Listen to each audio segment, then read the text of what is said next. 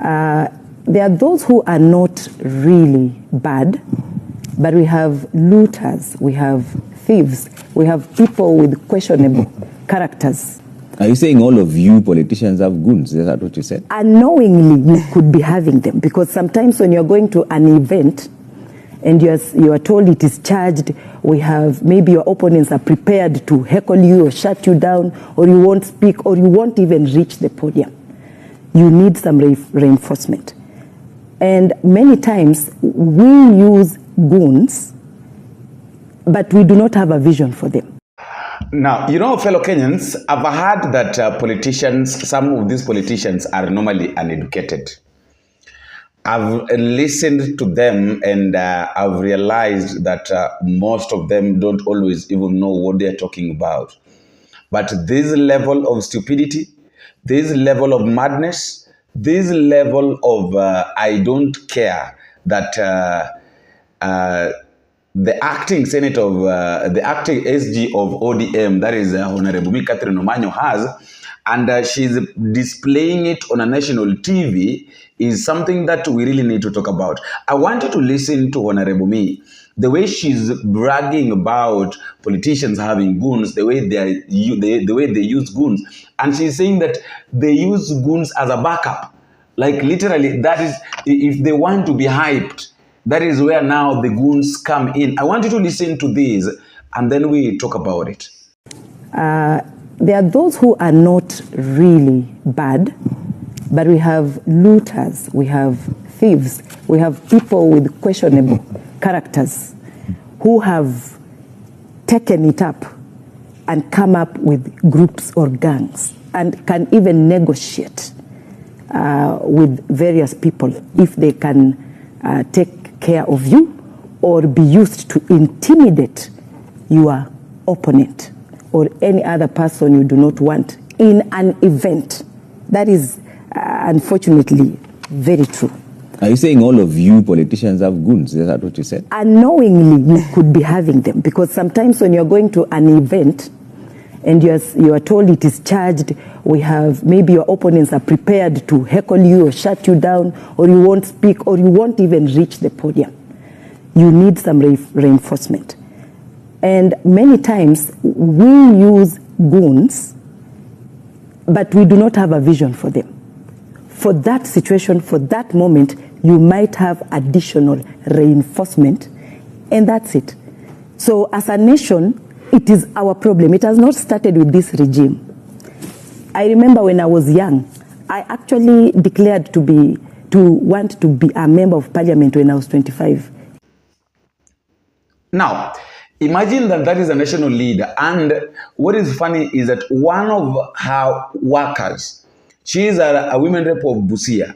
One of the people that was working in her office was shot dead, and she never did anything.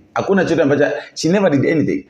And then now you are coming on a national television and you are telling us that, you know what, we use goons. We as politicians, we use goons. Sometimes you go to a podium, you go somewhere to address the people, and maybe you fear being attacked, or maybe you know very well that your life is at risk. That is where now these goons come in, and you are like, some of them are good, some of them, these goons, some of them are good. It is only that we misuse them. They are your goons. Now I agree. I've started agreeing with. I'm agreeing with him 100%. And in fact, I agreed with him when he said that every politician has goons. Remember this guy, this member of parliament who was shoot to kill. This shoot to kill guy. When he said on the same national television that every politician has goons. Now, Catherine OMANYO Reveals is confirming to us that they have goons and they are using these young boys. It is very much shameful, by the way. Despite the fact that today what people are supposed to discuss, or what people are discussing, is the issue of Okalao's by-election. But I found this thing. I've listened to this, and I've really found this thing. Do these people even listen to themselves before they speak? This is a national lead, and I don't know. She's really pressurizing to be now be given office of the SG of ODM automatically, officially. Now even the vitu ambavyo wanavifanya shweli. These are the kind of things that these people are saying. It is very much embarrassing. It is very much shameful for such people for these people to talk about this thing this way. Niulize tu sina ubaya.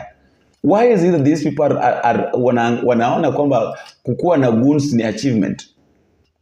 These people are looking, are seeing that, are looking at us na wanatuambia kwamba kukuwa na goons is an achievement.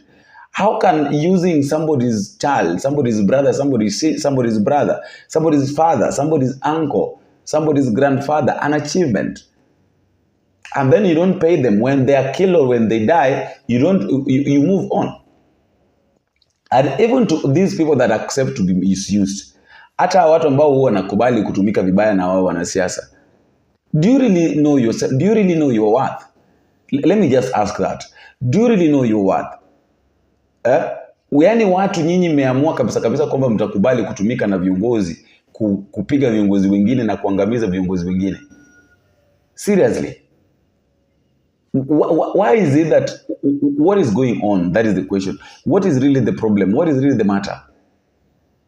Can we have a country where we don't have goons?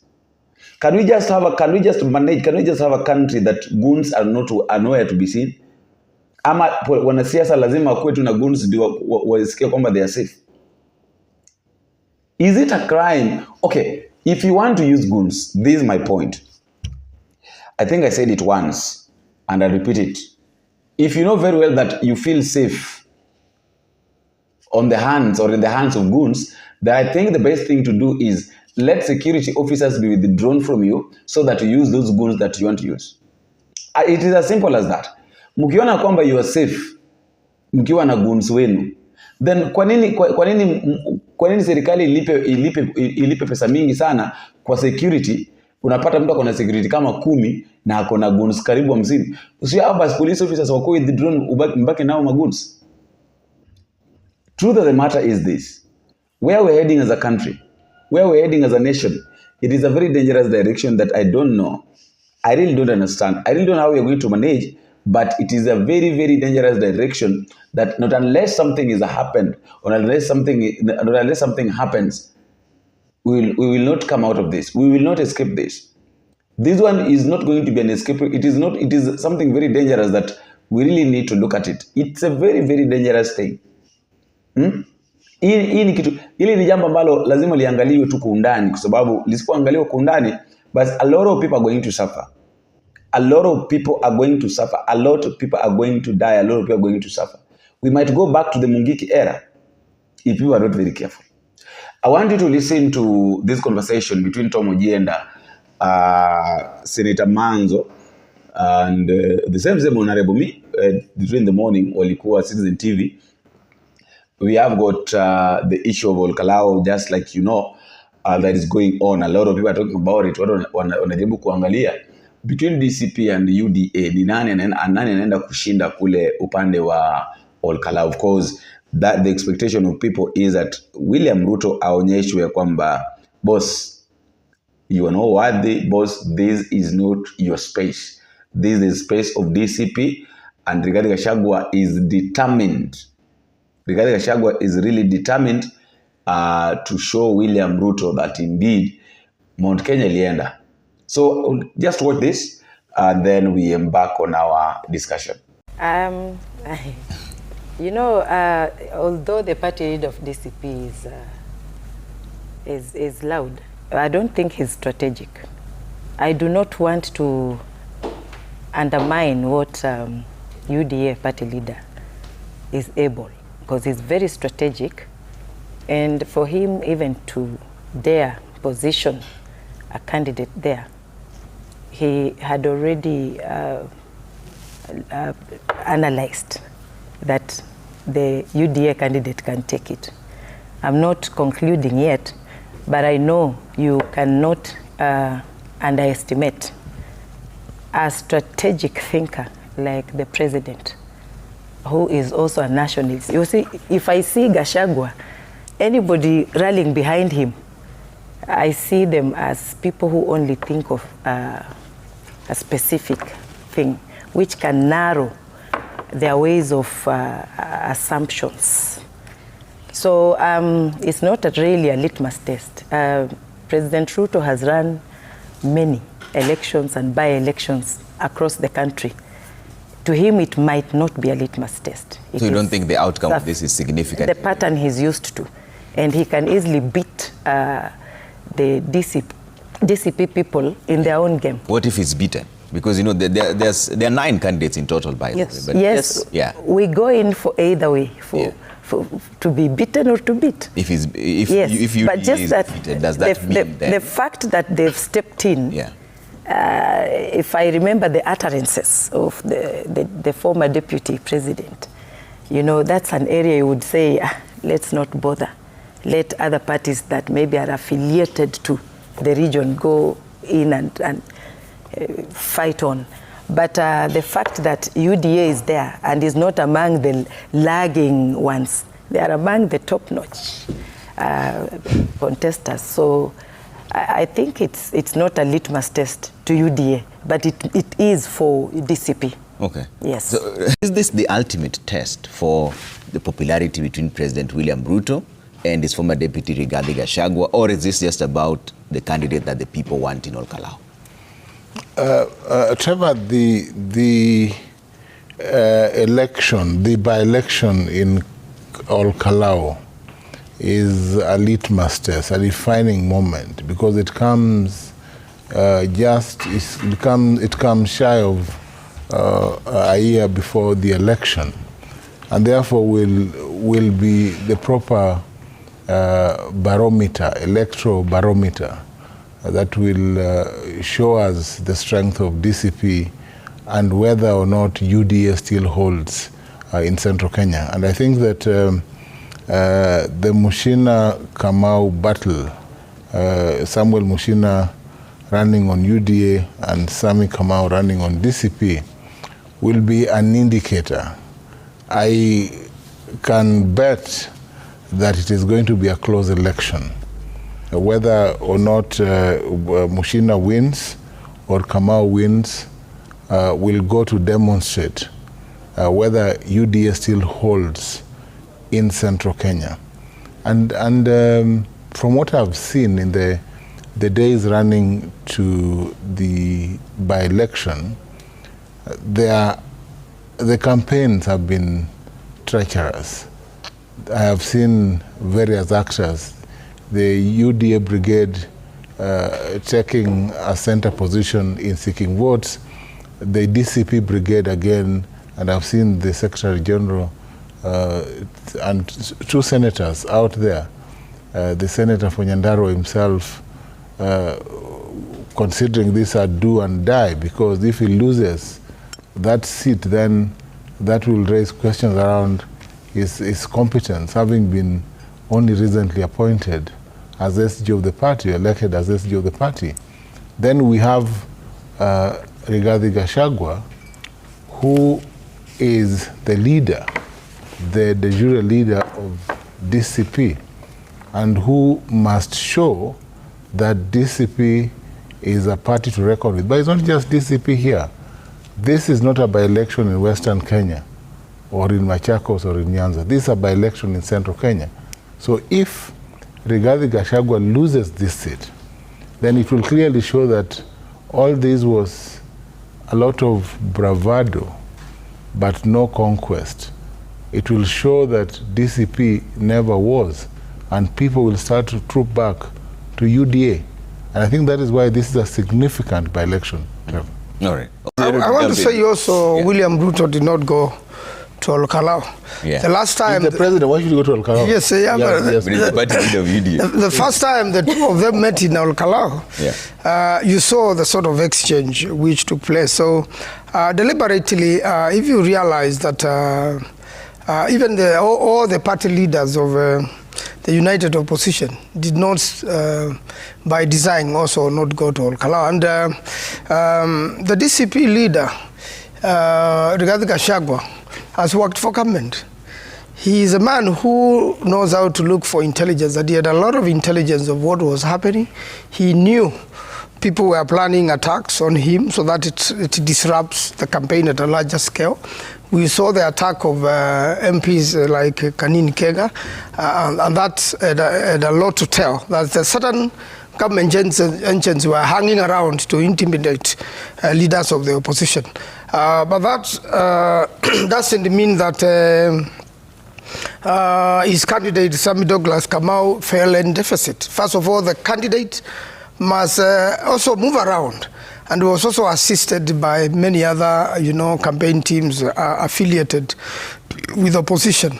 The most important thing in this election is that we want to see, first of all, out of the violence we saw, the vote buying and the many gifts given to this place, including stolen gifts.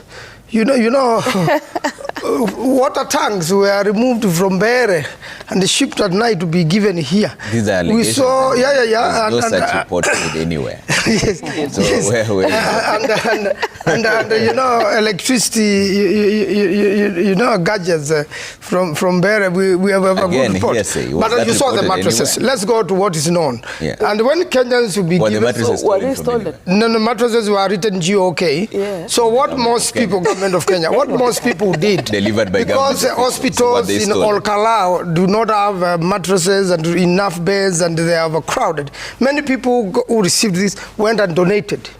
But let's make it clear, were they stolen? No, the GOK, well, if you are supplying a government good, it must have been procured for a specific purpose, and therefore, if you're seeing a government property be given during a campaign time, that amounts to a malpractice, which the IBC pointed out in good time. But the good thing is the Kenyans there, they picked these things and they gave them away. They got the money and they gave it to Sammy Douglas Kamau. So they are given money, for Samuel Nyaga, and they give it away.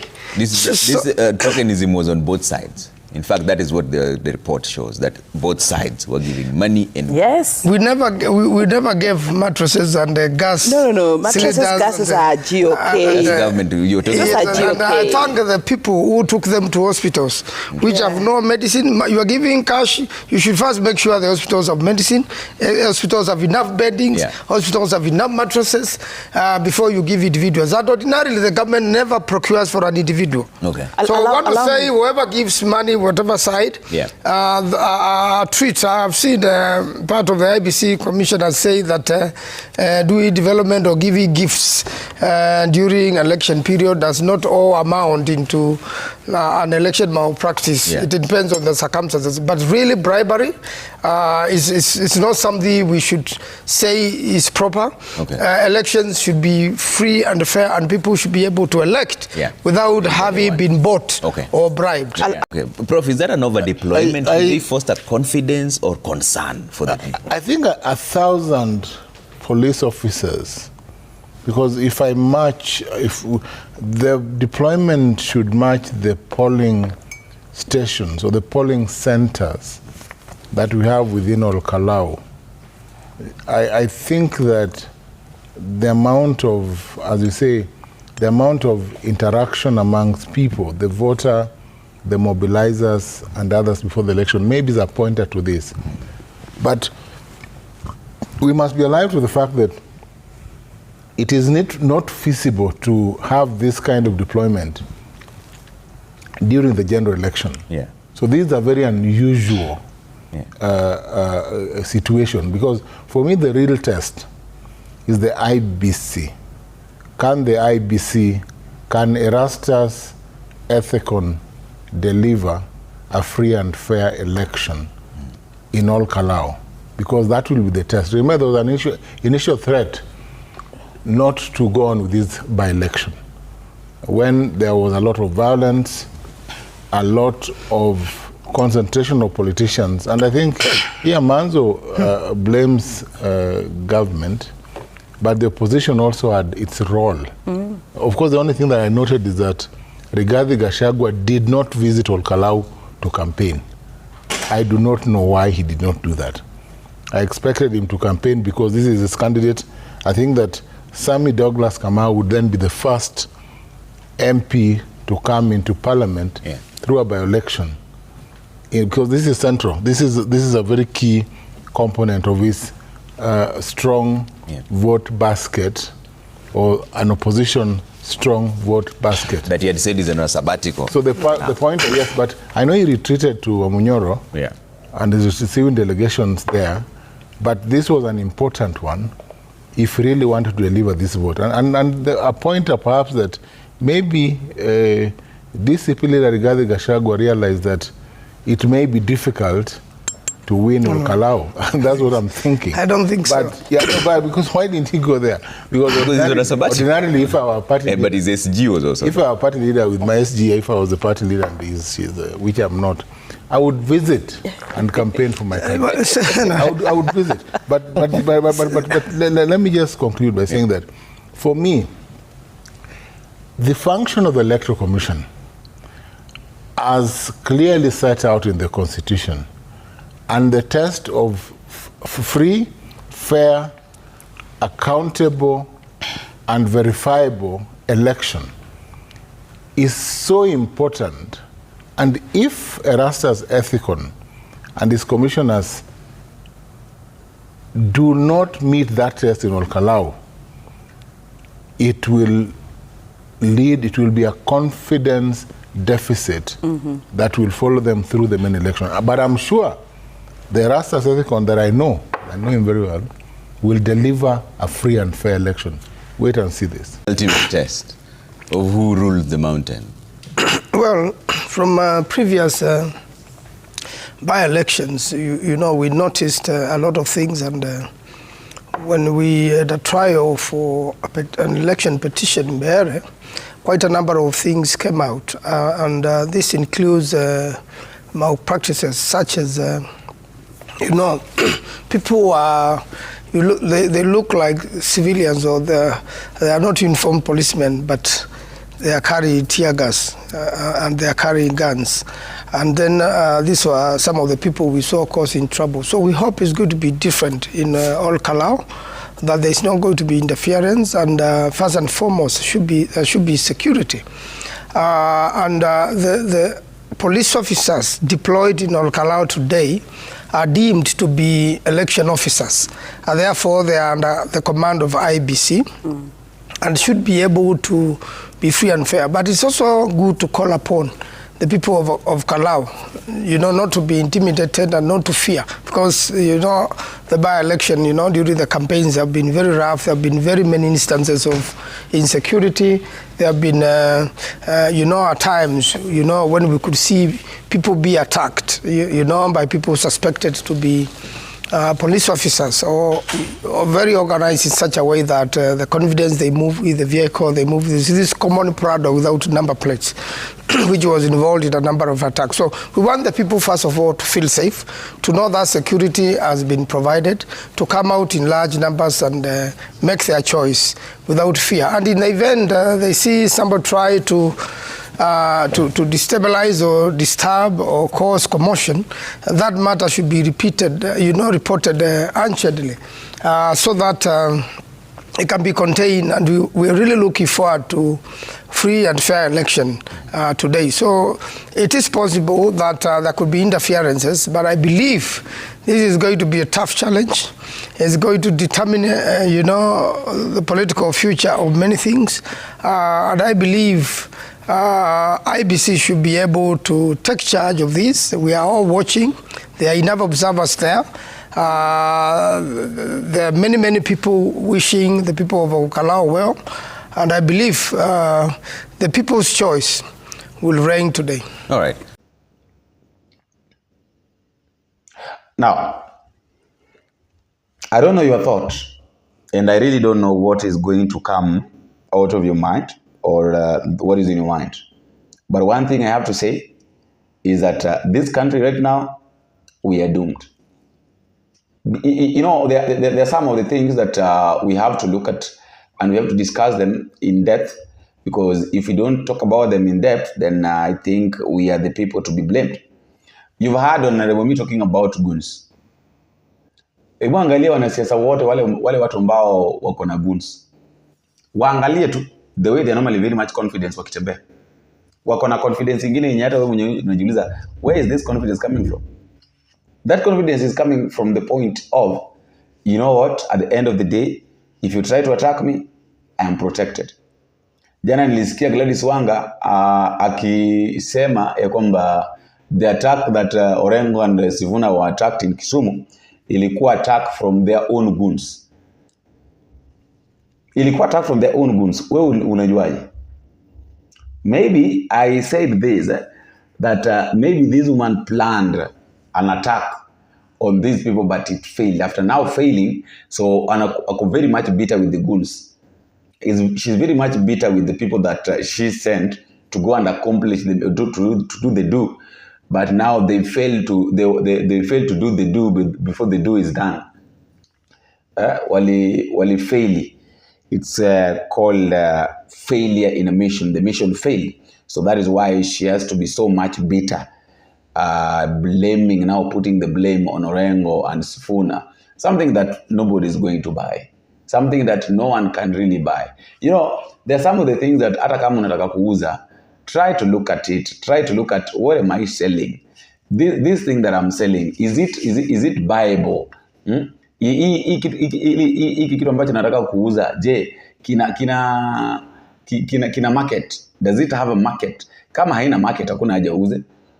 You can't wake up in the morning and you start saying that Raila Odinga akona side chick. Yet tunajua vizuri kwamba Raila Odinga died.